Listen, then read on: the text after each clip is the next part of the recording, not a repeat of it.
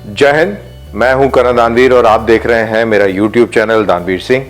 आप सभी का बहुत बहुत स्वागत है और आपसे रिक्वेस्ट है कि आप इस चैनल को सब्सक्राइब कर दीजिए। काम की बात करेंगे और आज की बात बहुत ही गंभीर है। गंभीर बात यूं है कि पाकिस्तान के फॉरेन मिनिस्टर बिलावल भुट्टो ने एक बहुत ही विवादित बयान दे दिया है।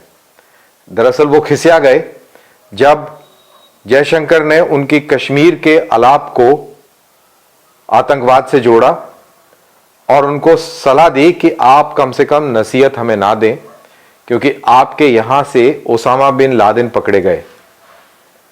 और उससे वो बौखला गए बिलावल साहब, और आज वो अपना आपा खो बैठे और उन्होंने अपशब्दों का इस्तेमाल किया नरेंद्र मोदी साहब के लिए। उनको लग रहा है कि उन्होंने बहुत बड़ा पॉइंट स्कोर कर दिया, लेकिन यहां पर यह बताना बहुत जरूरी है कि पाकिस्तान और अफगानिस्तान के बीच में हालात बहुत बिगड़ चुके हैं। पिछले कई सालों से 40 सालों से तकरीबन पाकिस्तान यही कहता रहा कि अफगानिस्तान हमारा बिरादर मुल्क है और इस्लाम के नाम पर खेलता रहा।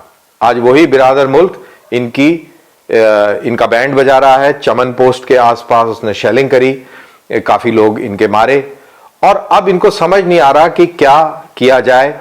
अब ये वो हालत हो गई है कि ना निगले बन रहा है ना उगले बन रहा है, और ये प्रेशर पाकिस्तान की फौज की तरफ से है। तभी बिलावल साहब की मुंह में जुबान आई और उन्होंने इस तरीके के अपशब्द बोले। ये बौखलाहट का एक नतीजा है। उन्होंने कहा कि मोदी साहब के लिए कहा कि उनका जो बयान था वो ये था कि Osama bin Laden is dead but butcher of Gujarat is alive. कितनी शर्मनाक बात है। हमारे मुल्क में इसके ऊपर SIT बनकर तहकीकात हो चुकी है। जितने गुजरात के दंगों में पुलिस की गोली से दंगाई मारे गए, इतने कभी भी इंडिया की हिस्ट्री में दंगाई नहीं मारे गए। और दंगे बहुत स्टेट्स में हुए, बट कभी भी पुलिस की ऐसी कार्रवाई नहीं हुई जैसे आपने गुजरात में देखी। गुजरात का जो कारण था वो सबको मालूम है कि गोधरा की ट्रेन को इस्लामिस्ट ने आग लगा दी थी और उसमें मासूम संत, महात्मा और साधु, इन लोगों को जिंदा जला दिया था। उससे भावनाएं भड़क गईं और उसके बाद में गुजरात के अंदर दंगे हो गए। उन दंगों को काबू करने के लिए सेना बुलाई गई। पुलिस ने बहुत जबरदस्त कार्रवाई करी और उस कार्रवाई के अंदर बहुत सारे दंगाई मारे गए। और बाद में SIT बनी। SIT सुप्रीम कोर्ट द्वारा मॉनिटर्ड थी और उसके अंदर प्रधानमंत्री मोदी को सफाई मिली, क्लीन चिट मिली। तो हमारे यहाँ पे जुडिशरी फंक्शनल है, हमारे यहाँ पे प्रेस आज़ाद है। बहुत इस पर डिबेट डिस्कशन हुआ, लेकिन जिस तरीके से पाकिस्तान ने इस मुद्दे को यूनाइटेड नेशंस के दौरे के दौरान उठाया है, ये बहुत काबिले एतराज़ है। और ये बिल्कुल क्लियर कट बता रहा है कि पाकिस्तान कितना बौखला गया है। पाकिस्तान के टेरिटरी से या पाकिस्तानी सिटीजन्स जो हैं, मेरे ख्याल से अगर मेरा अंदाजा सही है तो 127 पाकिस्तानी सिटीजन्स इंटरनेशनल टेररिस्ट घोषित करे जा चुके हैं या उस सूची के अंदर शामिल हैं जो कि इंटरनेशनल टेररिस्ट की वांटेड लिस्ट है। इसी तरीके से पाकिस्तान के अंदर शायद 27 के करीब ऐसी ऑर्गेनाइजेशंस हैं जो टेररिज्म में इन्वॉल्व हैं, मुलव्विस हैं। और ऐसा मुल्क जिसका हर एक टेररिस्ट एक्टिविटी, दुनिया के अंदर कहीं भी टेररिस्ट एक्टिविटी हो, इस्लामिक टेररिस्ट एक्टिविटी हो, उसके अंदर पाकिस्तान का फुटप्रिंट ना मिले, पाकिस्तान के उंगलियों के निशान ना मिले, ऐसा नामुमकिन है। और ऐसा मुल्क जब ज्ञान देता है तो दुनिया हंसती है। मेरे को जयशंकर जी का बहुत अच्छा बयान लगा जिसमें उन्होंने हिलरी क्लिंटन का वो वक्तव्य याद दिलाया, जिसमें उन्होंने कहा था कि अगर आप अपने अहाते में सांप पालेंगे तो वो आपके पड़ोसी को ही अकेला नहीं डसेंगे, वो आपको भी डस सकते हैं। और वही चीज पाकिस्तान में देखने को मिल रही है। पाकिस्तान अपने लोगों का ध्यान जो है वो भटकाना चाह रहा है अफगानिस्तान और पख्तूनिस्तान के बीच में जो क्राइसिस चला हुआ है उसको लेकर, साथ ही उनकी इकोनॉमी का बुरा हाल है, इकोनॉमी डूबी हुई है, जो बाढ़ पीड़ित हैं उनको मदद मिल नहीं रही है, उन सब से ध्यान हटाने के लिए, और ये डेलिबरेटली ये किया गया काम है। और मेरे को आश्चर्य नहीं होगा कि इसमें चाइना ने भी हो सकता है कि पाकिस्तान को कहा हो कि पप्पू जा और ये शोर मचा, जिससे कि लोगों का ध्यान तवांग की क्लैश से हटकर और यही भारत पाकिस्तान तू मैं के अंदर फंस जाए। और देखिए कैसे नैरेटिव चेंज होता है, और अब हम आज इस पर बात कर रहे हैं, दुनिया भर की बहस मीडिया के अंदर हो रही है।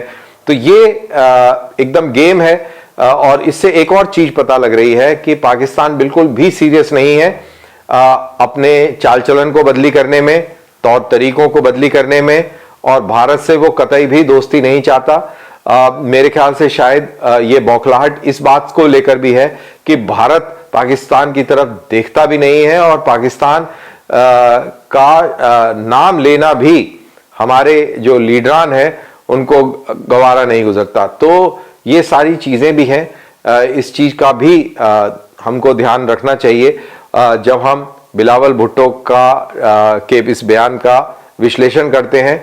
और मैं इस चीज को फिर से अंडरलाइन करूंगा कि बेसिकली बिलावल भुट्टो और पाकिस्तान का एस्टैब्लिशमेंट ये अभी बौखला चुका है। ये भारत के अंदर इस तरीके की बातों को उजागर करना ये उस बौखलाहट का नतीजा है।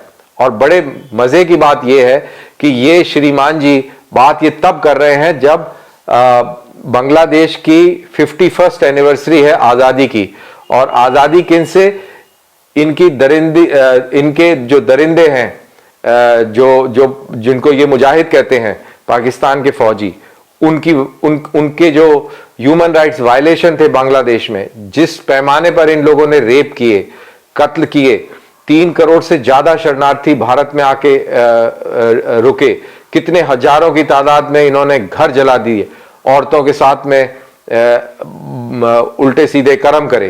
तो ये सारी चीजें इनके हाथ इन सारी चीजों से रंगे हुए हैं।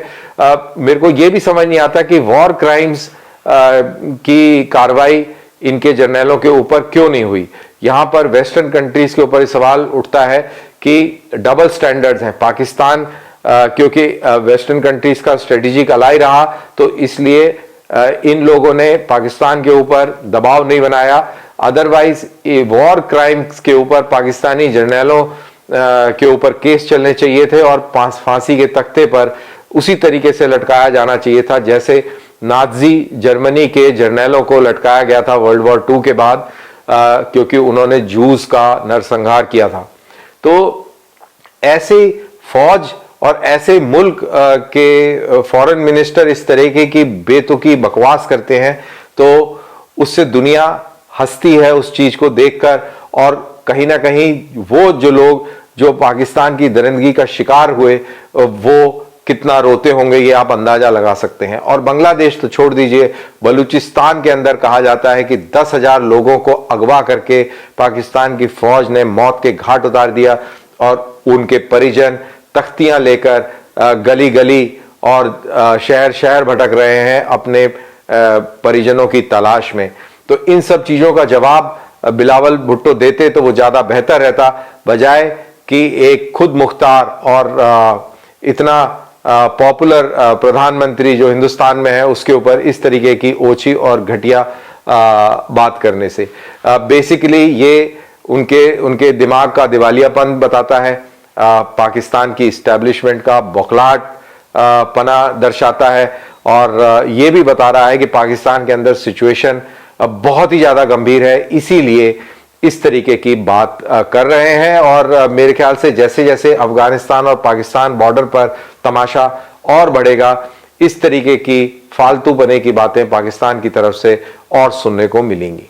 तो बहरहाल ये था मेरा मोनोलॉग ऑन बिलावल भुट्टो's बकवास। I hope you liked my commentary on Bilawal Bhutto. आपको अगर पसंद आई है तो प्लीज काइंडली इसको लाइक कीजिए, शेयर कीजिए और अगले वीडियो का इंतजार कीजिए। मुझे दीजिए इजाजत। बहुत बहुत शुक्रिया। जय हिंद।